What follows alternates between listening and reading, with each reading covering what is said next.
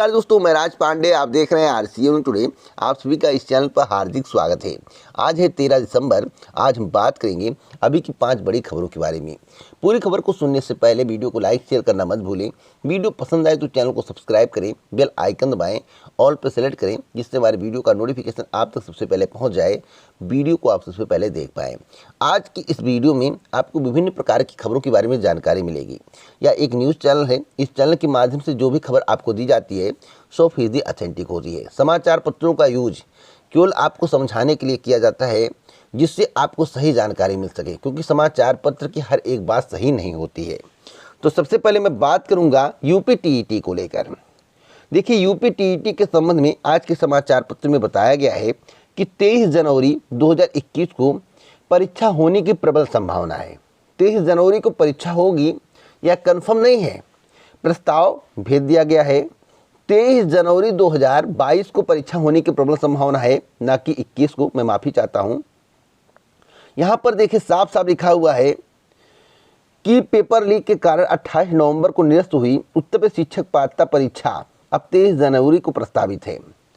और एक और खबर मैं आपको दिखा दूं। यहां पर देखिए, लिखा हुआ है यूपी टीईटी जनवरी के चौथे हफ्ते में संभावित। तो इसके संबंध में इस चैनल के माध्यम से आज नहीं, बहुत पहले ही जानकारी दी गई थी कि अंतिम सप्ताह में परीक्षा कंडक्ट कराई जाएगी। अगर आपको विश्वास नहीं है तो पिछला वीडियो उठाकर देख लीजिए। वीडियो का लिंक डिस्क्रिप्शन बॉक्स में दिया हूं, जिससे आपको विश्वास पड़ जाए कि इस चैनल के माध्यम से किस प्रकार की जानकारी, कितनी ऑथेंटिक जानकारी आपको दी जाती है। यहाँ पर देखिए, साफ साफ लिखा हुआ है। और आज के समाचार पत्र में केवल यह खबर नहीं आया है, कल के समाचार पत्र में भी यह खबर आया था कि परीक्षा 20 से 25 जनवरी के बीच कराए जाने की तैयारी है। 23 जनवरी को रविवार का साप्ताहिक अवकाश है। ऐसे में 23 को परीक्षा होने की प्रबल संभावना है, ना कि परीक्षा की तिथि निर्धारित कर दी गई है। प्रबल संभावना है, परीक्षा 23 तारीख को हो सकती है, लेकिन शासन की मंजूरी मिलने के बाद, क्योंकि प्रस्ताव भेजा गया है। अगर आदर्श आचार संहिता लागू हो जाता है, वैसे यह कोई भर्ती परीक्षा नहीं है, या बाधित नहीं होना चाहिए, तब भी चुनाव आयोग से परमिशन शासन के द्वारा लिया जाएगा। और इस पर मुहर तिथि की आधिकारिक घोषणा आपको शुक्रवार तक देखने को मिल सकती है। आधिकारिक घोषणा शुक्रवार तक हो सकती है।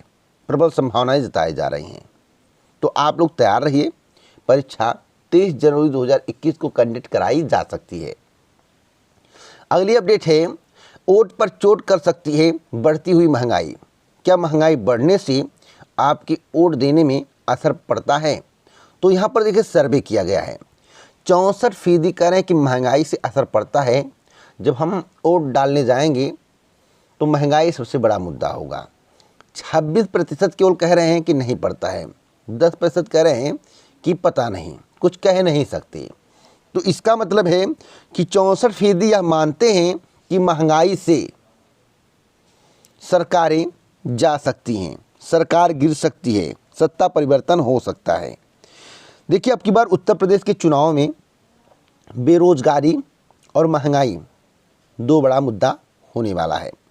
चुनाव कोई भी हो, महंगाई पर चर्चा हमेशा होती है।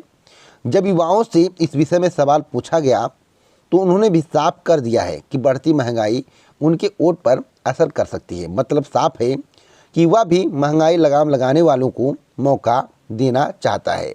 तो सरकार अगर महंगाई पर कंट्रोल करती है, तभी सरकार का कल्याण है, तभी पुनः सत्ता में आ सकते हैं। नहीं तो 2022 के चुनाव के बाद आप सत्ता परिवर्तित होते देखेंगे। साथ साथ मैं आपको बताना चाहता हूँ, यूथ मांगे नौकरी। नौकरी, जैसा कि मेरे द्वारा अभी आपसे कहा गया है कि बेरोजगारी और महंगाई उत्तर प्रदेश में सबसे बड़ा मुद्दा रहने वाला। बिहार चुनाव में भी यही मुद्दा था और उत्तर प्रदेश चुनाव में भी यही मुद्दा रहेगा।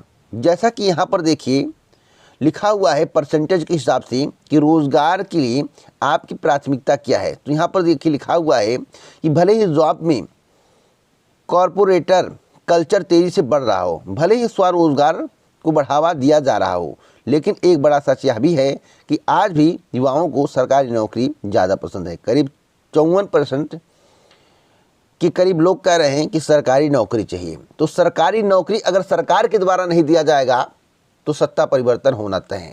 तो जो भी जानकारी मैं आपको दे रहा हूँ, रिकॉर्ड के आधार पर दे रहा हूँ। जो मेरे द्वारा सर्वे किया गया है उस आधार पर मैं आपको बताऊंगा कि 2022 में किसकी सरकार बनेगी, साक्ष्य के साथ। बिना साक्ष्य के मैं आपको जानकारी नहीं दूंगा। तो आप मानकर चलिए, इतना नोट कर लीजिए कि महंगाई और बेरोजगारी उत्तर प्रदेश के चुनाव में सबसे बड़ा मुद्दा होगा और 54% लोग मानते हैं कि सरकारी नौकरी जरूरी है।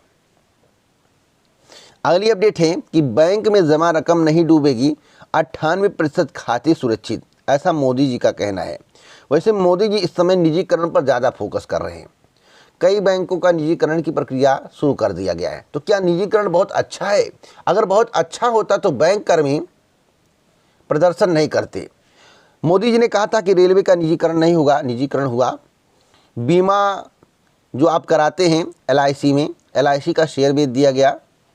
एयरलाइन मतलब कि एरोप्लेन, आपको भली भांति मालूम होगा, उसे बेच दिया गया। तो सब कुछ बेचा जा रहा है। पेट्रोलियम बेच दिया गया। तो बेचने से और निजीकरण करने से क्या देश का विकास हो सकता है? मैं मानता हूँ नहीं। विकास के लिए सरकार जिम्मेदार है, आम जनता जिम्मेदार नहीं है। आम जनता आपको टैक्स दे रही है, आप उससे कितना विकास कर पाते हैं या आपके ऊपर निर्भर करता है। अब जब आम जनता के पैसे से आप चुनाव प्रचार करेंगे, सरकारी बसों को उसमें लगाएंगे, पैसे पर आदमियों को ले जाएंगे, तो आखिरकार देश का विकास कैसे होगा? आप लोग सोचिए। मैं बहुत गहरी बात कह रहा हूँ, जो बता रहा हूँ 100% ऑथेंटिक बता रहा हूँ। तो मोदी जी ने कितना विकास किया है, इनके कार्यकाल के दौरान कितने मेडिकल कॉलेज, कितने एम्स, कितनी यूनिवर्सिटी बने हैं, आपको भली भांति मालूम होगा। सड़क तो पहले से बने थे, इसलिए आपको इतनी जानकारी नहीं मिल पाती है कि किसके शासनकाल में कौन सी सड़क बनाई गई थी, कब बजट पास हुआ था। लेकिन मेडिकल कॉलेज जब बनेंगे आपको मालूम चलेगा कि किसने बनवाया। यूनिवर्सिटी जब बनेगा आपको मालूम चलेगा किसने बनवाया।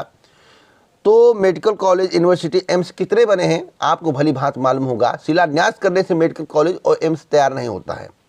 आपने 7 साल के कार्यकाल में कितना मेडिकल कॉलेज बनाकर तैयार किया है, उसमें कितने लोग काम कर रहे हैं, कितने पेशेंट भर्ती है, इसके बारे में मोदी जी को बताना चाहिए। स्पष्ट रूप से मैं कह रहा हूं, कोई भी सरकार हो काम नहीं करेगी तो जनता सवाल पूछेगी। अगली अपडेट लेखपाल भर्ती को लेकर है, बहुत ही बड़ी अपडेट है। लेखपाल भर्ती के लिए CCC जरूरी नहीं, अब तक की सबसे बड़ी खबर है। अब उन अभ्यर्थियों को झटका लगेगा जिनका कम मेरिट है। आपको बताना चाहता हूं, इसके संबंध में एक स्पेशल वीडियो बनाऊंगा, मेरिट के संबंध में पूरी जानकारी दूंगा। यहाँ पर लिखा हुआ है कि उत्तर प्रदेश अधीनस्थ सेवा चयन आयोग की ओर से की जाने वाली राजस्व लेखपाल की भर्ती के लिए CCC सर्टिफिकेट अनिवार्य नहीं होगा। अनिवार्य क्यों नहीं किया गया, इसके संबंध में अगर आपको जानना है तो अगले वीडियो का इंतजार करना होगा। मैं आपको बताना चाहता हूँ, समय बहुत कम बचा है सरकार के पास। अगर लेखपाल भर्ती का नोटिफिकेशन नहीं आया तो फिर सरकार की किरकिरी होगी। साथ साथ मैं आपको बता दूँ, आदर्श आचार संहिता से 10 से 15 दिन पहले लेखपाल भर्ती का नोटिफिकेशन जारी होगा। इस चैनल के माध्यम से कहा गया है, दावा किया गया है, तो जो दावा किया गया है वही सही होने वाला है। यहाँ पर लिखा हुआ है कि लेखपालों की भर्ती के लिए शासन ने CCC सर्टिफिकेट को अनिवार्य न करने का फैसला किया है। लेखपाल भर्ती के लिए पहले की तरह इंटरमीडिएट उत्तीर्ण ही अनिवार्य शैक्षिक योग्यता होगी। शासन इस फैसले के बाद लेखपाल भर्ती में शैक्षिक योग्यता को लेकर गतिरोध समाप्त हो गया है। शासन के फैसले के क्रम में राजस्व परिषद लेखपाल भर्ती के लिए जल्द ही नए सिरे से अधीनस्थ सेवा चयन आयोग को प्रस्ताव भेजेगा। तो इसका मतलब है कि जो सपा शासनकाल में भर्ती हुई थी राजस्व लेखपाल की 12,000 से अधिक पदों पर 2015 में विज्ञापन आया था, उसी के आधार पर भर्ती होने वाली है, कोई परिवर्तन नहीं होगा।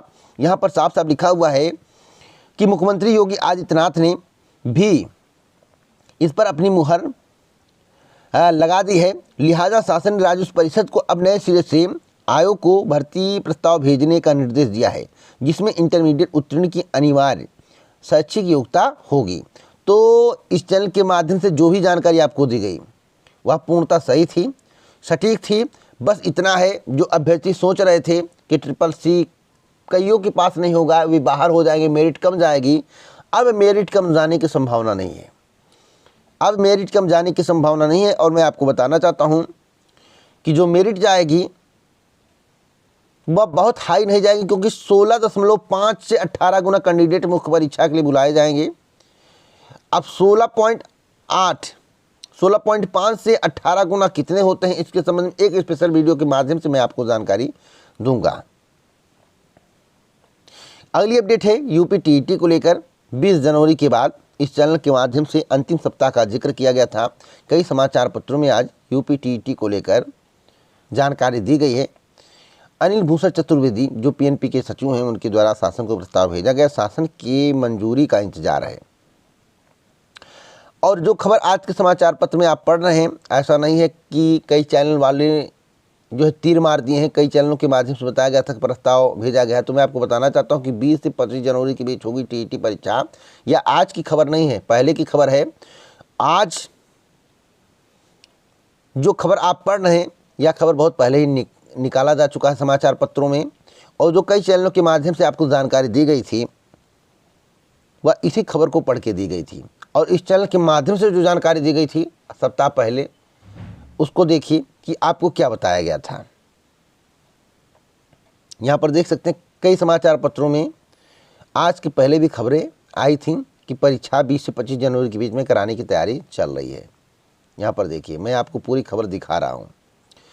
अब आइए जान लेते हैं कि 2022 के चुनाव में किसकी सरकार बनने वाली है। जैसा कि 2022 का चुनाव बहुत ही नज़दीक है, आपके जहन में सवाल होगा किसकी सरकार बनेगी। लेकिन उससे पहले मैं आपको बता दूं, उत्तर प्रदेश प्राथमिक शिक्षक भर्ती विज्ञापन को लेकर, देखिए विज्ञापन की अभी कोई सूचना नहीं है, कोई अपडेट मिलेगी मैं आपको दूंगा। वैसे 14 दिसंबर को महाधरना प्रदर्शन होने जा रहा है, तो आप लोग बड़ी से बड़ी संख्या में लखनऊ पहुँचें, नहीं तो प्राइमरी शिक्षक भर्ती आप भूल जाइए। सर्वे के बारे में बात करें तो कल मेरे द्वारा सर्वे किया गया था RCA news today, Uttar Pradesh में किसकी सरकार बनेगी। तो 4200 लोगों ने 14 घंटे में वोट किया है। बीजेपी 30% मानते हैं कि सरकार बनेगी, बीएसपी को 6% मानते हैं कि सरकार बनेगी, एसपी 60% के साथ आगे है, नंबर 1 पर है। तो एसपी की सरकार बनने की प्रबल संभावना यहाँ पर देख सकते हैं 60%। और दूसरे नंबर पर बीजेपी है 30% के साथ, तीसरे नंबर पर बीएसपी है, चौथे नंबर पर आम आदमी पार्टी है, और 5वें नंबर पर कांग्रेस है। मैं आपसे बताना चाहता हूँ, जो मुझे जानकारी रहती है मैं फैक्ट जानकारी देता हूँ, सही जानकारी देता हूँ। यहाँ पर आप देख सकते हैं कि 60% 4200 का कितना होता है। इतना लोग कह रहे हैं कि एसपी की सरकार उत्तर प्रदेश में बनने वाली है, और 30% लोग कह रहे हैं कि बीजेपी की सरकार बनेगी। आप लोग कमेंट बॉक्स में बताइए कि किसकी सरकार बनेगी। क्या इस चैनल की जानकारी आपको पसंद आई तो यस के साथ अपनी राय जरूर दें। जय हिंद, जय भारत, नमस्कार।